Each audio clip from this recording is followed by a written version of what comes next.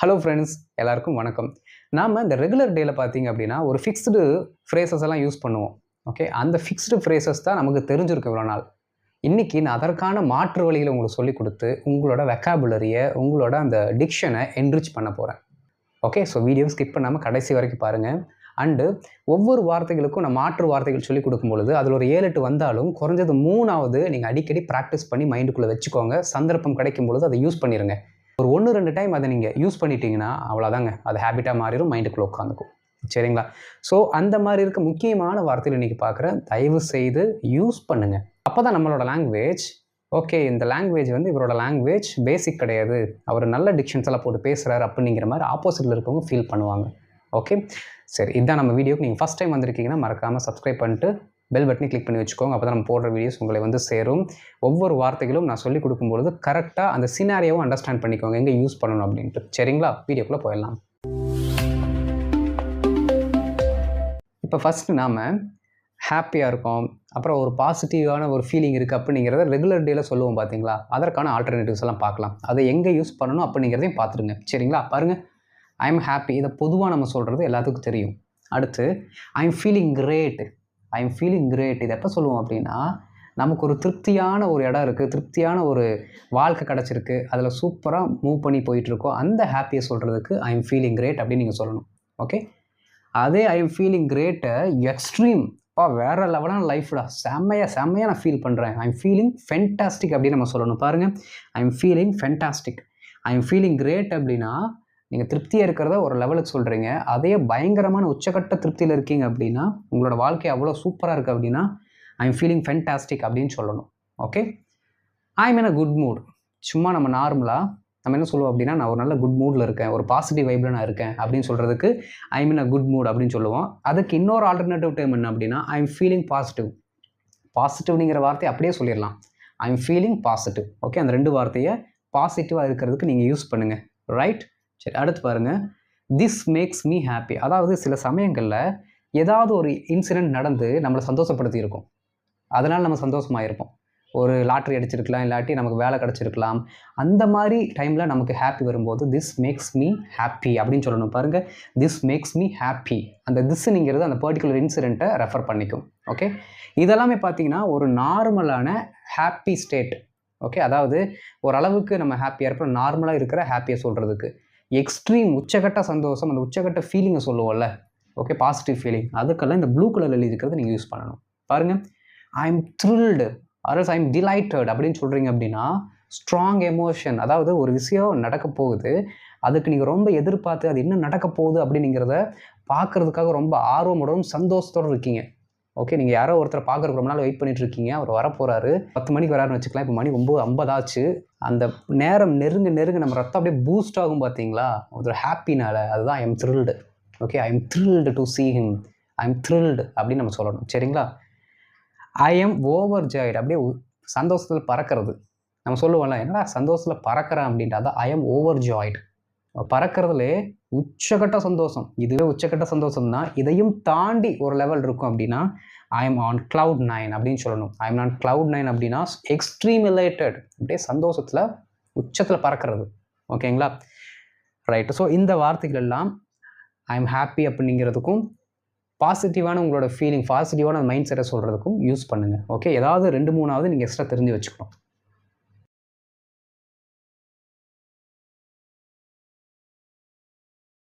இப்போ அடுத்து நம்ம சோகமாக இருக்கிறது, இல்லாட்டி கொஞ்சம் டிஸ்கம்ஃபர்டபுளாக ஃபீல் ஆகிறது. ஓகே. அதற்கான வார்த்தைகளை பார்க்கலாம். ஐ எம் ஃபீலிங் சேட், இது எல்லாத்துக்குமே தெரியும். இல்லாட்டி ஐ எம் சேடு நம்ம சொல்லுவோம். சரிங்களா?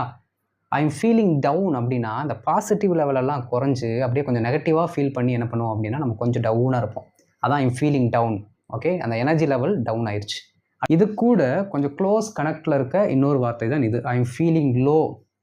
ஐ எம் ஃபீலிங் லோ அப்படின்னா லேக் ஆஃப் மோட்டிவேஷன். நம்ம ஒரு வேலையை செய்கிறதுக்கு தயாராக இருப்போம், யாருமே மோட்டிவேட் பண்ணாதனால என்ன ஆயிரும் அப்படின்னா, நம்ம அப்படியே டவுன் ஆயிடுவோம். மற்றவங்கள மோட்டிவேட் பண்ணுறதுக்கு ஆள் இருப்பாங்க, ஆனால் நமக்கு அந்த மாதிரி ஆள் யாரும் இருக்க மாட்டாங்க. அதனால என்ன பண்ணுவோம் அப்படின்னா, ஒரு மோட்டிவேஷன் இல்லாமல் கொஞ்சம் தளர்ந்து போய் ஒரு சோகத்தில் இருப்போம் பார்த்தீங்களா, அதுதான் I am feeling low. I am feeling low நீங்கள் சொல்கிறீங்கன்னா நீங்கள் மோட்டிவேஷன் இல்லாமல் இருக்கீங்கன்னு அர்த்தம்.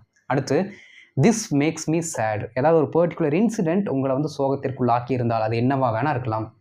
என்னவா வேணா இருக்கலாம். இதுக்கு முன்னாடி இருக்க சைடில் பார்த்தோம்ல, என்னவா வேணா இருக்கலாம், அந்த பர்ட்டிகுலர் திங் உங்களை ஹாப்பியாக்கி இருக்கும் அப்படின்னு. அதே மாதிரி என்னவா வேணா இருக்கலாம், உங்களை ஒரு செயல் சோகத்திற்கு உள்ளாக்கினால் திஸ் மேக்ஸ் மீ சேட் அப்படின்னு சொல்லுங்கள். அடுத்து எல்லாமே பார்த்தீங்கன்னா கொஞ்சம் ஹையர் எமோஷன், இந்த ஸ்ட்ராங்கர் எமோஷனுக்கு யூஸ் பண்ணக்கூடிய வார்த்தைகள். ஐ எம் டிஸப்பாயிண்டட், ஏதாவது ஒரு விஷயத்துக்கு நம்ம எதிர்பார்த்துருப்போம். ஐ எம் த்ரில்டு யூஸ் பண்ண பார்த்தீங்களா, ஐ எம் த்ரில்டுக்கு ஆப்போசிட் தான் ஐ எம் டிஸப்பாயிண்டட். ஏதோ ஒன்று எதிர்பார்த்துட்டு இருப்போம், ஐயோ அந்த ப்ராஜெக்ட் கிடச்சிரும், கிடைக்க போதுரா, அவர் வர போகிறார், பார்க்க போகிறேன்னு சொல்லும்போது கடைசியில் இல்லைங்க அவர் வரல, அவர் வந்த வழியில் திரும்பி போயிட்டார் அப்படின்னா உடனே என்ன ஆயிரும், மனசு உடஞ்சி டிஸப்பாயிண்ட் ஆயிரும், ஏமாற்றத்திற்குள்ளாகும். அதான் டிஸப்பாயிண்டட்னு சொல்கிறது. Okay, I am disappointed, unmet expectation, எதிர்பார்ப்புகள் பூர்த்தியாகாத பொழுது ஆகக்கூடிய அந்த சோகம் disappointed. I am disappointed. I am upset, stronger version of sad. இந்த சேட் இருக்குது பாருங்கள், ஐ எம் ஃபீலிங் சேட், அதோட ஸ்ட்ராங்கர் வேர்ஷன் தான் அப்செட். ஐ எம் அப்செட் அப்படின்னு நீங்கள் சொல்லலாம். ரொம்ப சோகமாக இருக்கீங்க அப்படின்னா ஐ எம் அப்செட்னு சொல்லுங்கள். ஓகே, ஏதாவது ஒரு விஷயம் வந்து நீங்கள் நினச்ச மாதிரி நடக்கலை, இல்லாட்டி உங்களுக்கு பிடிச்சாலே உங்களை திட்டி போட்டார், அதனால் மனசு கஷ்டமாயிட்டீங்க அப்படின்னாலும் கூட ஐ எம் அப்செட் அப்படின்னு நீங்கள் சொல்லலாம். Okay, stronger version of sad. Okay, I am feeling blue, ஐயோ ரொம்ப காலமாக அந்த ஒரு விஷயம் நான் ஸ்ட்ரெஸ்ஸிலே வச்சுட்டு இருக்கு, ரொம்ப காலமாக அதை நினச்சே நான் கவலையில் இருக்கேன் அப்படின்னு சொல்கிறோம் பார்த்தீங்களா, அதற்கு தான் என்ன சொல்கிறோம் அப்படின்னா ஐ am feeling blue. I am feeling blue அப்படின்னா லாங் டைம் மெலன்களி, மெலன்களின்னா துயரம், ரொம்ப நாளாக இருக்க கவலைக்கு ஐ எம் ஃபீலிங் ப்ளூ அப்படின்னு சொல்லணும். I am heart broken, the end of the relationship, என்னவா வேணா இருக்கட்டுங்க, லவ் ரிலேஷன்ஷிப்பாக இருக்கட்டும், இல்லை ஒருத்தங்க நம்மளை விட்டு இறந்து போயிட்டாங்க, கடந்து வேறு உலகத்துக்கு போயிட்டாங்க அப்படின்னாலும் அந்த எண்ட் ஆஃப் த ரிலேஷன்ஷிப்புக்கு நம்ம மனசு உடஞ்சி அழுவோம் பார்த்தீங்களா, ஐயோ உச்சகட்ட கவலை, அதுதான் ஐம் ஹார்ட் ப்ரோக்கன், மனசு உடைக்கப்பட்டிருக்கிறேன், நான் மனசு உடையப்பட்டிருக்கிறேன் அப்படின்னு சொல்லுவோம்ல, அதான் ஐம் ஹார்ட் ப்ரோக்கன். அந்த ஸ்டேட் ஆஃப் எமோஷன் சொல்கிறதுக்கு இந்த சென்டென்ஸ் யூஸ் பண்ணுங்கள். Okay, I am not feeling my self. இது எப்போ அப்படின்னா சம்டைம்ஸ் நம்மளே ஃபீல் பண்ண மாட்டோம், நானே என்னமோ மாதிரி சுற்றிட்டு இருக்கேன்டாடே, நான் நானாகவே இல்லை, அதான் I am not feeling my self, நான் நானாகவே இல்லை, I am not feeling my self. Okay, so இந்த சேட்னஸ் அண்ட் டிஸ்கம்ஃபர்ட் ஸ்டேட்டை சொல்கிறதுக்கு இந்த வார்த்தைகளை யூஸ் பண்ணுங்கள். குறைஞ்சது 4வது படித்து வச்சுக்கோங்க.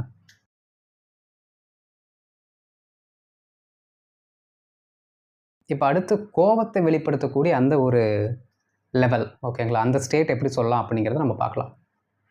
ஒரு மாடரேட்டான கோபம், ஐ எம் அனாய்டு, இது நார்மலாக அப்படியே கொஞ்சமாக இப்போ தான் கோவப்பட ஆரம்பிக்கிறோம் அப்படின்னு சொல்லுவோம் பார்த்தீங்களா, அப்படி சொல்லும்பொழுது லைட்டாக கோவம் இருக்கும் போது நம்ம சொல்கிறது I M annoyed. Okay, I M irritated, ரொம்ப என்னமோ நம்மளை வந்து கடுப்பாக்கிட்டு இருக்கு, ஐ எம் இரிட்டேட்டட் அப்படின்னா டே நானே செம்ம கடுப்பில் இருக்கேன், இல்லாட்டி ஒரு விஷயத்தால் நான் கடுப்பாயிட்டேன்.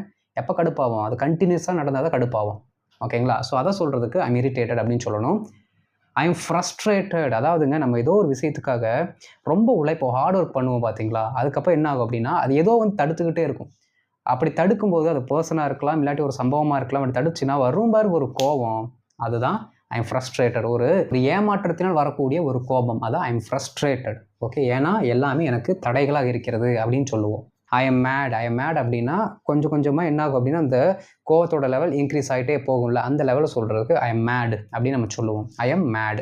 இதெல்லாமே பார்த்தீங்கன்னா மாடரேட் ஆங்கர் தான். இப்போ ஸ்ட்ராங்கான ஒரு ஆங்கர் வருது பாருங்களேன், பாருங்கள், ஸ்ட்ராங் லெவல் ஆஃப் ஆங்கர் என்ன அப்படின்னா ஐ எம் ஆங்க்ரின்னு நீங்கள் சும்மா சொன்னாலே ஸ்ட்ராங்காக ரொம்ப கோவமாக இருக்கீங்கன்னு அர்த்தம். ஐ எம் ஆங்க்ரி அப்படின்னாலே ரொம்ப கோவமாக இருக்கீங்க. அப்போ ஐ எம் ஆங்க்ரி அப்படிங்கிறத விட கொஞ்சம் கம்மியான கோவத்தில் இருக்கீங்கன்னா ஐ எம் அனாய்டு அப்படிங்கிறத சொல்லணும். சரிங்களா, எடுத்தவங்க அவுத்தோன்னா ஐ எம் ஆங்க்ரின்னு சொல்லிடக்கூடாது.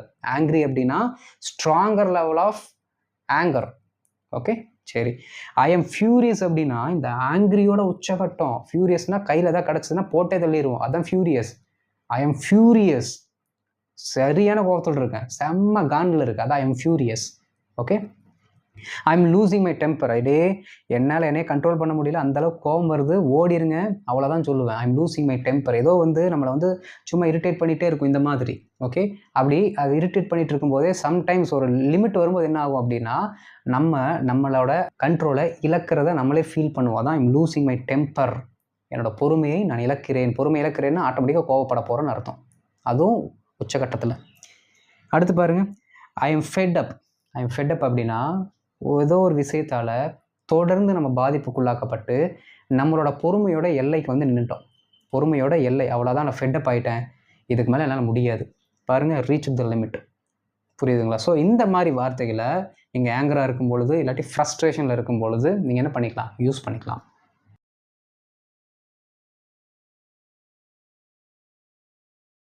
இப்போ அடுத்து பயத்தையும் கவலையும் எப்படி சொல்லலான்னு பாருங்கள். ரொம்ப மாட்ரேட்டாக சொல்கிறதுக்கு ஐ எம் நர்வஸ், பதட்டமாக இருக்கிறதுக்கு. இது நம்ம எல்லாத்துக்குமே தெரியும். நான் நர்வஸாக இருக்கேன், கொஞ்சம் பதட்டமாக இருக்கேன். Okay. I am worried. I am worried அப்படின்னா, இப்போது ஏதோ ஒரு விஷயம் இருக்குதுன்னு வச்சுக்கோங்களேன். இப்போ நம்ம இப்போ குழந்தையே இருக்குது அப்படின்னா, அந்த குழந்தை வந்து ஒழுங்காக நடந்துக்க மாட்டேது. அப்போ அந்த குழந்தையோட ஃப்யூச்சர் எப்படி இருக்கும் அப்படின்னு சொல்லிட்டு சும்மா ஜென்ரலாக ஒரு விஷயத்தை நினச்சி கவலைப்படுறது. அதான் I am worried. Okay. I am feeling uneasy. ஒரு இடத்துல இருப்போம், அப்படியே கொஞ்சம் டிஸ்கம்ஃபர்டபுளாக ஃபீல் ஆகும். ஓகே. அந்த டிஸ்கம்ஃபர்டபுள் என்ன பண்ணும் அப்படின்னா, நமக்கு ஒரு கலக்கத்தை ஏற்படுத்தும். என்னடா இங்கே வந்து எதுக்குடா இருக்கிறோம், தேவையில்லாமல் வந்துட்டோமோ அப்படின்னு பார்த்தீங்கன்னா ஒரு கலக்கம் இருக்கும் பார்த்தீங்களா. அதுக்கு தான் நம்ம சொல்கிறோம் ஐ am feeling uneasy. I am feeling uneasy. அடுத்து பாருங்கள், ஐ எம் ஃபீலிங் ஜிட்டரி. இதுக்கு என்ன அப்படின்னா, ஒரு பதட்டத்தினால நம்ம உடம்பெல்லாம் பார்த்தீங்கன்னா வேர்த்து ஊற்றி நமக்கு அந்த ஃபிசிக்கலாகவே ஒரு சில மாற்றங்கள் நிகழும். ரொம்ப நர்வஸாக இருக்கும்போது பார்த்துருக்கீங்களா, அந்த ஸ்டேட்டை சொல்கிறதுக்கு ஐ எம் ஃபீலிங் ஜிட்டரின்னு சொல்லணும். I am feeling jittery. Okay. அடுத்து பாருங்கள், ஐ எம் அப்ரிஹென்சிவ். ஐ எம் அப்ரிஹென்சிவ் அப்படின்னா, ஏதோ ஒரு ஆபத்து நடக்க போகுது அப்படின்னு நடக்க போகிற ஆபத்தை நினைத்து பயப்படுதல். Okay. Something is going to happen. ஏதோ நடக்க போகுது அப்படின்னு நினச்சி அதை நினைத்து பயப்படுதல் ஐ எம் அப்ரிஹென்சிவ் அப்படின்னு அர்த்தம். I am apprehensive. அடுத்து பாருங்கள், ஸ்ட்ராங் லெவல். என்னென்ன, ஐ எம் ஸ்கேர்டு அப்படின்னா, இந்த நர்வஸ், இந்த வரியெல்லாம் வருது பார்த்தீங்களா, இதே மாதிரி ஏதோ ஒன்று நினச்சி நம்ம ரொம்ப பயத்தில் இருக்கிறது. ஐ எம் ஸ்கேர்டு, நான் பயத்தில் இருக்கேன். எப்படி இருக்கேன், நான் பயத்தில் இருக்கேன். அந்த பயத்தோட நெக்ஸ்ட் லெவல் மரண பயம் சொல்கிறோம்ல, அதுதான் I am afraid. I am afraid of something. I am afraid of him. அவன் மேலே எனக்கு மரண பயம் இருக்குது. புரியுதுங்களா? அப்படி சொல்கிறதுக்கு ஐ எம் அஃப்ரைட் அப்படிங்கிற வார்த்தை யூஸ் பண்ணுங்கள். ஐ எம் ஆன்சியஸ் அப்படின்னா உச்சகட்ட கவலை. ஆன்சைட்டினால கவலை. ஐ எம் ஆன்சியஸ்னால் உச்சக்கட்ட கவலையில் இருக்கும். ஓகேங்களா. ஏதோ ஒரு ஏமாற்றமோ சம்திங் நடந்துருச்சு, அதனால் ரொம்ப கவலையில் இருக்கும். I am stressed out. நம்மக்கிட்ட இந்த வேலையை செய் அந்த வேலையை செய்யன்னு சொல்லி டிமாண்ட் போட்டு என்ன பண்ணுவாங்கன்னா ஒரு வெயிட் இறக்குவாங்க பாருங்கள் மண்டை மேலே. அப்போ வரும் பாருங்களேன் ஒரு ஒரு ஆன்சைட்டி, ஒரு கவலை எல்லாமே வந்துடும். வேலை போயிருக்கிற பயம் இருக்கும், இதை முடிக்கல அப்படின்னு அவன் இன்னும் திட்டுவானுங்க அப்படிங்கிற ஒரு கவலை இருக்கும். ஐயோ, அதுதான் ஐ எம் ஸ்ட்ரெஸ்ட் அவுட். அந்த லெவல் ஆஃப் மென்டாலிட்டியை சொல்கிறோம் பார்த்தீங்களா, அதுதான் stressed out. I am stressed out. அடுத்து பாருங்கள், I am having a panic attack அப்படின்னா, இந்த நர்வஸ் எல்லாம் இருக்குது பாருங்களேன். இந்த இப்போ நம்ம என்னெல்லாம் படித்தோமோ இதெல்லாமே ரொம்ப நேரம் கண்டினியூ ஆகி ஃபிசிக்கலாக டேமேஜ் பண்ணும். அப்படி ஃபிசிக்கலாக டேமேஜ் பண்ணும்போது நமக்கு ரொம்ப ஹார்ட் பீட்டில் ரொம்ப அதிகமாகி நம்ம ரத்தமெல்லாம் வேகமாக போகிறது நம்மளே ஃபீல் பண்ணுவோம். மூச்சு விட்றதுக்கு என்ன ஆகும், மூச்சு திணறல் வர மாதிரியெல்லாம், மூச்சு திணறல் ஆகிற மாதிரிலாம் ஃபீல் ஆகும். அப்படின்னா உடனே ஹாஸ்பிட்டலுக்கு தூக்கிட்டு போக வேண்டிய நிலைமை. அந்த நிலைமையில் நீங்கள் இருக்கிறீங்க, அந்த அளவுக்கு ஒரு சோகமும் கவலையும் உங்கள் உடம்பில் இருக்குது அப்படின்னு இருந்தால் அந்த ஸ்டேட்டை சொல்கிறதுக்கு I am having a panic attack அப்படின்னு சொல்லிடுங்க. Okay. I am having a panic attack. Right. So இதெல்லாமே ஃபியர் அண்ட் ஆன்சைட்டிக்கு நீங்கள் யூஸ் பண்ணுங்கள்.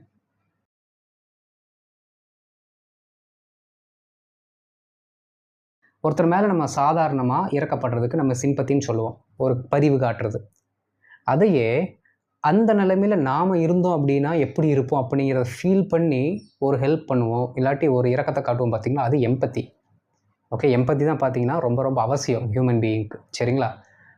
ஸோ இந்த மாதிரி ஸ்டேட்டில் இருக்கக்கூடிய வார்த்தையில் தான் நம்ம இப்போ பார்க்க போகிறோம். அடுத்துங்க, ஒருத்தங்க சந்தோஷமாக இருக்கும்பொழுது என்ன வார்த்தையில் வேணால் நம்ம போட்டு என்ன பண்ணிடலாம், பேசிடலாம். ஆனால் ஒருத்தர் துக்கத்தில் இருக்கும்போது அவர்கிட்ட பேசுகிறதுக்கான வார்த்தைகள் நமக்கு கிடைக்காது, பேச முடியாது first of all. Okay. So அந்த மாதிரி சிச்சுவேஷனுக்கும் நம்ம ஒரு சில டிக்ஷன்ஸ் இருக்குது, அதை தெரிஞ்சு வச்சுக்கோங்க. பாருங்கள், ஐ அண்டர்ஸ்டாண்ட் ஹவ் யூ ஃபீல். நீ எப்படி வருத்தப்படுற, நீ எப்படி ஃபீல் பண்ணுற அப்படிங்கிறத நானும் ஃபீல் பண்ணுறேன், நானும் புரிஞ்சுக்கிறேன். ஓகே. அவரோட வருத்தத்தில் பங்கெடுத்துக்கிறது I understand how you feel. I am sorry to hear that. ஏதோ சம்திங் நடந்திருக்கு, அதை கேட்ட உடனே நம்ம என்ன பண்ணுறோம், நம்மளோட அந்த இரக்கத்தை காட்டுறோம், நம்மளும் வந்து என்ன பண்ணியிருக்கோம், அதில் பங்கெடுத்துக்கிறோம் அப்படிங்கிற ஒரு விஷயத்தை சொல்கிறோம். ஓகே.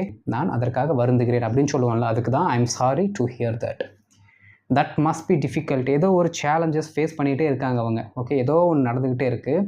அந்த டைம் நம்ம சொல்கிறோம், ஓ இப்படியெல்லாம் நடக்குதா, ஐயோ தட் மஸ்ட் பி டிஃபிகல்ட், ரொம்ப கஷ்டங்க, ரொம்ப கஷ்டங்க அப்படின்னு சொல்லி நம்மளோட அந்த என்ன சொல்கிறது, ஒரு பரிவையும் வந்து கன்வே பண்ணுறோம் பாருங்கள். தட் மஸ்ட் பி டிஃபிகல்ட், அது கொஞ்சம் கஷ்டம் தாங்க அப்படின்னு சொல்கிறோம்ல, அதுக்கு நீங்கள் இந்த சென்டென்ஸ் யூஸ் பண்ணுங்கள்.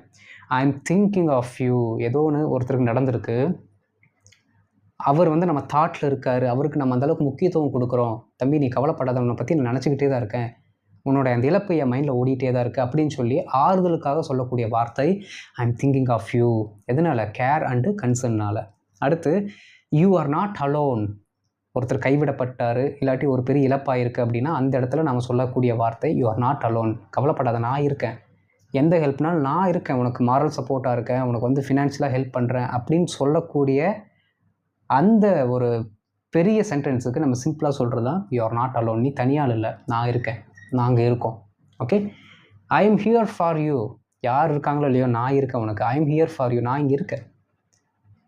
உன்னோட இந்த பிரச்சனைலாம் முடிகிற வரைக்கும் நான் இருக்கேன், கவலைப்படாது, என்னன்னாலும் எனக்கு சொல்லு. அதான் I am here for you. இந்த ரெண்டுமே இன்டர் கனெக்டட் தான், நீங்கள் யூஸ் பண்ணிக்கலாம். சரிங்களா? அடுத்து கொஞ்சம் அடுத்த லெவலுக்கு கொஞ்சம் டீப்பர் எமோஷன்ஸ் கொடுக்குற மாதிரி பாருங்கள். I feel for you. நீ எதை ஃபீல் பண்ணுறியோ உங்க கூட சேர்ந்து நானும் ஃபீல் பண்ணுறேன். பாருங்கள், எம்பத்தி. எம்பத்தினா நம்ம அந்த சிச்சுவேஷனில் இருந்து ஃபீல் பண்ணணும். உனக்கு ஒரு பெரிய இழப்பாயிருச்சு, அதை நான் ஃபீல் பண்ணுறேன், அந்த இழப்பு எனக்கே ஆன மாதிரி நான் ஃபீல் பண்ணுறேன். I feel for you. Okay, I sympathise with you. Sympathise, sympathy சொல்கிறது. சிம்பத்தைஸ் வித் யூனா உனக்கான அந்த இழப்பை நினச்சி நான் வருத்தப்படுறேன், நீ வருத்தப்படுற, உங்க கூட சேர்ந்து நானும் வருத்தப்படுறேன். அவ்வளோதான். ஓகே, ஒரு குறிப்பிட்ட அளவுக்கு வருத்தப்படுதல், அதுதான் ஐ சிம்பத்தைஸ் வித் யூ. அடுத்து பாருங்கள், I am sorry for your loss. ஒரு பெரிய இழப்புங்க. ஓகே, மரணமாக கூட இருக்கலாம், ஒரு பெரிய வேலையில் இமீடியட்டாக தூக்கியிருக்கலாம். அது அவருக்கு பெரிய இழப்பாக இருக்கும், பெரிய வருத்தத்தை அளிக்கக்கூடிய ஒரு சம்பவமாக இருக்கும். அந்த இடத்துல நம்ம சொல்கிறது I am sorry for your loss. உன்னோட இழப்பிற்காக நான் மிகவும் வருந்துகிறேன். உன் இழப்புக்கு நீ எவ்வளோ வருந்துவியோ அதே அளவுக்கு நானும் வருந்துகிறேன் அப்படின்னு சொல்லிட்டு நம்மளோட அந்த டீப்பர் எமோஷனையும் நம்ம சொல்கிறோம். இந்த மாதிரி வார்த்தைகளை தான் ஒருவர் சோகத்தில் இருக்கும்போதும் துக்கத்தில் இருக்கும்போதும் நாம் யூஸ் பண்ணணும். நல்லா பார்த்து வச்சுக்கோங்க. ஓகே,